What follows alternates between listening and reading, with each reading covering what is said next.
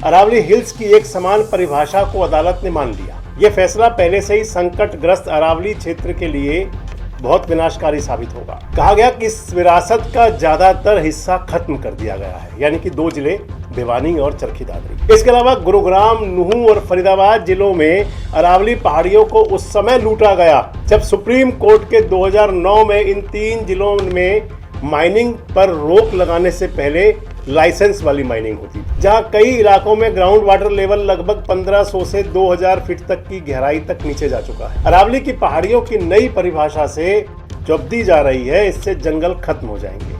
धुरंधर नेता जिनके पास है तजुर्बा, आज के नेता जिन्हें करके दिखाना है, कल के नेता जिनके हाथ है भविष्य की राजनीति। देश रोजाना करेगा राजनेताओं के साथ कल, आज और कल की बात। द सियासतनामा में हर शनिवार शाम 8 बजे।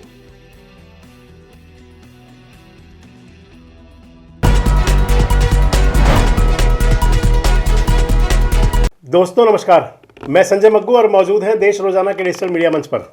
आपसे जुड़ रहा हूं एक बहुत महत्वपूर्ण विषय को लेकर के। विषय है, पूरे देश के अंदर इस समय एक चर्चा है वो अरावली को लेकर के। चाहे वो पक्ष हो, चाहे वो विपक्ष हो, चाहे वो पर्यावरण प्रेमी हो, सभी की चिंता है अरावली को लेकर के। और सबसे बड़ी चिंता ये है कि अरावली हिल्स यानी कि अरावली की पहाड़ियाँ, जो एक प्रकार से पर्यावरण की सबसे बड़ी संरक्षक हैं, कहीं आने वाले समय में पर्यावरण के लिए कोई चुनौती या खतरा तो नहीं बनने जा रहा।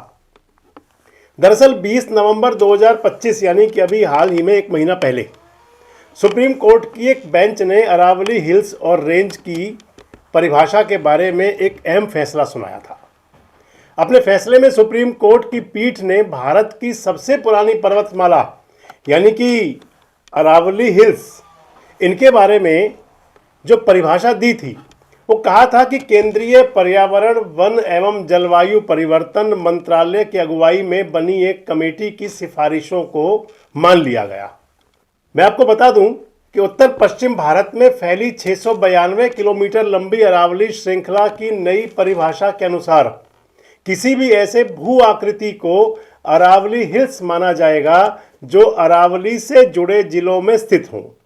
इसके अलावा आसपास के भूभाग की तुलना में भी कम से कम 100 मीटर ऊंचा हो, यानी कि जिसकी 100 मीटर ऊंचाई हो जिस पहाड़ी की, वो अरावली हिल्स में गिना जाएगा। इस आधार पर सबसे निचली कंटूर लाइन से घिरे पूरे इलाके यानी कि पहाड़ियां, जो उनकी सहायक ढलान होती हैं या उसके अलावा जो छोटे टीले होते हैं, इससे जुड़ी भू आकृतियां होती हैं, चाहे वो किसी प्रकार की ढलान हो, उनको अरावली हिल्स का हिस्सा माना जाएगा, ये भी कहा गया। इसके अलावा अगर 2 या उससे अधिक अरावली पहाड़ियां एक दूसरे से 500 मीटर की दूरी के भीतर हों और यह दूरी और सबसे निचली कंटूर लाइन की बाहरी सीमा इनके बिंदुओं से मापी जाए तो मिला करके वो अरावली रेंज बनाती है। अरावली हिल्स की एक समान परिभाषा को अदालत ने मान लिया। यह फैसला पहले से ही संकटग्रस्त अरावली क्षेत्र के लिए बहुत विनाशकारी साबित होगा। इस परिभाषा से अरावली का लगभग 90% हिस्सा, जिसमें बड़ी मात्रा में नीचे झाड़ियों वाली पहाड़ियां हैं, घास के मैदान हैं, रिज हैं, ऐसी जो संरचनाएं शामिल हैं, इन सबको अरावली क्षेत्र की सूची से एक प्रकार से कहें तो बाहर कर दिया गया या ये बाहर हो गया। अब अगर देखें तो इसका सीधा मतलब यह है कि अरावली के ज्यादातर इलाकों को खनन यानी कि माइनिंग के लिए, जिसको इलीगल कहा जाता है, वो अब लीगल हो जाएगी। खनन के लिए इसको खोल दिया जाएगा। अगर देखें तो पिछले 3 दशक में मिली जो कानूनी सुरक्षा थी, वो इसके साथ ही खत्म हो जाती है। वह सुरक्षा जो अरावली जैसे महत्वपूर्ण परिस्थितियों तंत्र को 1992 के पर्यावरण मंत्रालय के अरावली नोटिफिकेशन और 2021 में राष्ट्रीय राजधानी क्षेत्र योजना बोर्ड द्वारा अरावली को नेचुरल कंजर्वेशन जोन घोषित करने के तहत जो नीतियां थी, उनके तहत दी गई थी। अब देखें तो जो हमारी सबसे महत्वपूर्ण चिंताएं हैं, उनमें इकोलॉजिकल चिंता है। पिछले कुछ साल में इकट्ठा किए गए काफ़ी फील्ड सबूतों पर आधारित भी हैं। हरियाणा, राजस्थान और गुजरात के जिलों में माइनिंग और पत्थर तोड़ने से हुई तबाही की वजह से अरावली पहाड़ियां बहुत बुरी तरह से आहत हुई, या अरावली की पहाड़ियों की जो हालत हुई वो बहुत बुरी हुई। पीपुल्स फॉर अरावली यानी कि जो संगठन है, इस कलेक्टिव द्वारा मई 2025 में केंद्रीय वन एवं पर्यावरण मंत्रालय और हरियाणा सरकार को हरियाणा में अरावली की स्थिति, नागरिकों की रिपोर्ट, ये सब सौंपी गई पार्ट 1 भाग 1 में। इस रिपोर्ट में बताया गया था कि राज्य के 7 अरावली जिलों में से लाइसेंस वाले माइनिंग ऑपरेशन ने चरखी दादरी और भिवानी के 2 जिलों में भारत की जो ये 2 अरब साल पुरानी इकोलॉजिकल विरासत है, 2 अरब साल पुरानी, आप देखिएगा, कहा गया कि इस विरासत का ज्यादातर हिस्सा खत्म कर दिया गया है, यानी कि 2 जिले भिवानी और चरखी दादरी। इसके अलावा गुरुग्राम, नूंह और फरीदाबाद जिलों में अरावली पहाड़ियों को उस समय लूटा गया जब सुप्रीम कोर्ट के 2009 में इन 3 जिलों में माइनिंग पर रोक लगाने से पहले लाइसेंस वाली माइनिंग होती थी। आपको ध्यान होगा, जो पुराने हमारे दर्शक हैं वो भी जानते होंगे। लेकिन इसके बावजूद भी गैर कानूनी माइनिंग आज भी खुलेआम जारी है, यानी कि वो जो लीगल माइनिंग थी वो तो बंद हुई, लेकिन इलीगल माइनिंग लगातार जारी रहती है। और किसका आश्रय है इनको? सरकार के साथ सरकारी तंत्र तमाम, अगर कहें तो उनके निर्देशन में या उनकी देख रेख के बिना ये कैसे संभव है।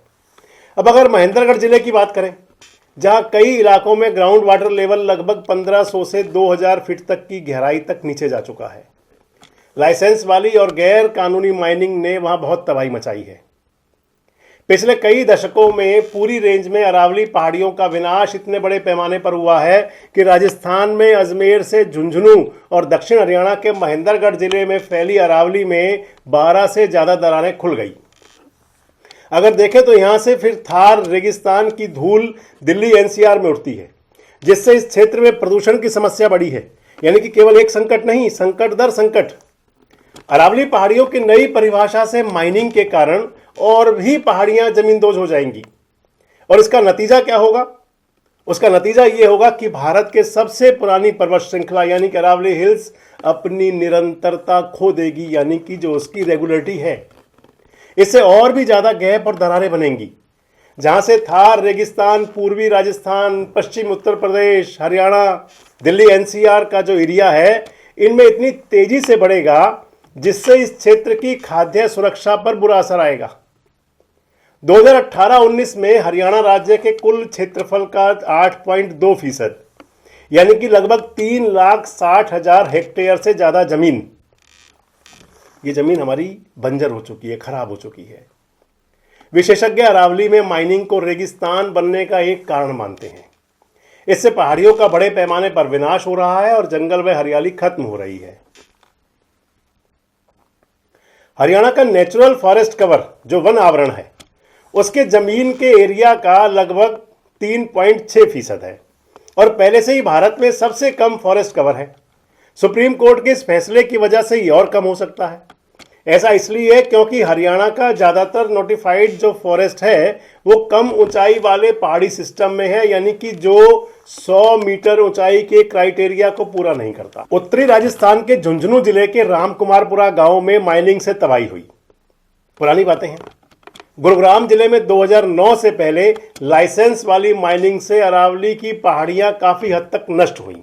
अगर इन सबका माने तो अरावली में वन आवरण जो बारिश है ये बढ़ाता है और गुजरात, राजस्थान, हरियाणा और दिल्ली राज्यों में सूखे को रोकता है। अरावली पहाड़ियों के पेड़ और छत्र आवरण वातावरण में नमी बनाए रखते हैं, हवा की गति को नियंत्रित करते हैं और इस तरह से बारिश का जो वर्षा का पैटर्न है वो नियंत्रित करने में मदद मिलती है। ये वन प्रदूषकों को फंसाने, तापमान को नियंत्रित करने, समग्र जलवायु शमन में महत्वपूर्ण भूमिका निभा करके दिल्ली एनसीआर के खासकर जो एरिया है, दिल्ली एनसीआर का क्षेत्र, इसके सुरक्षात्मक हरे फेफड़े के रूप में भी काम करते हैं, यानी कि ग्रीन। और अगर कहें तो अरावली पर्वतमाला एक महत्वपूर्ण जल पुनर्भरण क्षेत्र के रूप में भी कार्य करती है, क्योंकि इनकी जो प्राकृतिक दरारों वाली अपक्षयित यानी कि जो कम क्षय होता है चट्टानें भूजल पुनर्भरण की अनुमति देती हैं। गणना से पता चलता है कि अरावली परिदृश्य के प्रति हेक्टेयर 2 मिलियन लीटर भूजल पुनर्भरण की अपार संभावना है। उत्तर पश्चिम भारत में रहने वाले लाखों लोगों के लिए अरावली पर्वतमाला की महत्वपूर्ण पारिस्थितिकी तंत्र सेवाओं पर जोर दिया जा सकता है। अरावली के नीचे मौजूद एक्वीफर आपस में जुड़े हुए हैं और अगर माइनिंग की वजह से पहाड़ियों के टूटने से पैटर्न में कोई भी गड़बड़ी या बदलाव भूजल स्तर और उसकी शुद्धता को काफी हद तक बदल सकता है। 692 किलोमीटर में फैली अरावली बेल्ट और इस क्षेत्र के इलाकों में भूजल स्तर 1000 से 2000 फीट तक नीचे गिर गया है। मैंने आपको पहले भी बताया। पहाड़ियों पर माइनिंग होने से अगर पहाड़ियों पर माइनिंग जारी रहेगी, चलती रहेगी, तो ये और गिरेगा और साथ ही साथ ज़्यादा सरफेस वाटर बॉडीज गायब हो जाएंगी। इससे नॉर्थ वेस्ट इंडिया में पानी की जो अवेलेबिलिटी है इस पर बहुत बुरा असर पड़ेगा। दक्षिण हरियाणा की बात करें या राजस्थान में अरावली इलाके में जो खेती की प्रोडक्टिविटी है, इसमें बहुत ज़्यादा माइनिंग की वजह से पानी की कमी और स्टोन क्रशर से निकलने वाली धूल की परत परत से फसलों पर जम जाती हैं कई बार, और इससे जो है उत्पादन कम होता है और उस पर भी आगे चल के और बुरा असर पड़ेगा। क्योंकि और जो ज़्यादा पहाड़ियाँ हैं, जब इनमें माइनिंग होगी, जब इनको पहाड़ियों को यानी कि माइनिंग के लिए खोल दिया जाएगा या खोला जा रहा है, तो फिर वो वहाँ जो उत्पादन क्षमता है वो और ज़्यादा प्रभावित होगी। अब अगर बात करें जंगली जानवरों की, तो जो अरावली के क्षेत्र में बचे हुए जंगल हैं, इनके अंदर जो जानवरों के आवास हैं, कॉरिडोर हैं, जैव विविधता हॉटस्पॉट के इसके तरीके पर जो काम करते हैं, यहाँ 200 से ज़्यादा पक्षियों की प्रजातियाँ हैं। काफ़ी हद तक ऐसी प्रजातियां हैं जो विलुप्ति के कगार पर हैं। इसके अलावा अगर देखें तो खड़े स्तनधारी जीव जैसे तेंदुआ, लंगूर, लकड़बग्गा, सियार, हनी बेजर, जंगली बिल्लियां, ये सब शामिल हैं। एक तरह से ये भी विलुप्ति की तरफ है। अरावली की पहाड़ियों की नई परिभाषा से जो अब दी जा रही है, इससे जंगल खत्म हो जाएंगे। इससे जंगली जानवरों के रहने की जो जगह है वो कम होगी और उस इलाके में इंसानी और जंगली जानवरों के बीच फिर टकराव बढ़ेगा। अगर देखें तो आज बहुत ज़रूरी है कि अरावली को संरक्षित किया जाए। अगर अरावली संरक्षित रहेगी तो आप मान लीजिए कि आने वाली दशकों और सदियों तक हमारा, चाहे वो पर्यावरण संरक्षण हो, चाहे उसके अंदर भूजल स्तर हो, चाहे वो उत्पादन क्षमता हो यानी कि खाद्य प्रसंस्करण की, और इसके अलावा चाहे वो जंगली जीव जानवरों जंतुओं के लिए उनका जो रिहाइश स्थल। और लेकिन अगर इस पर ध्यान नहीं दिया गया तो आने वाले लगभग 50 से 100 साल के बीच में एनसीआर का क्षेत्र कहीं मरुस्थल में तब्दील ना हो जाए। देखना ये है कि क्या हमें उस इलीगल माइनिंग या लीगल माइनिंग और या फिर कानूनी बाध्यताएं, इसके लिहाज से किस प्रकार आगे बढ़ना है, और या फिर अरावली को बचाने के लिए सरकारों को और कौन से कदम उठाने होंगे। कमेंट्स बॉक्स में अपनी बात जरूर कहें। जुड़े रहे हमारे साथ, देखते रहे देश रोजाना।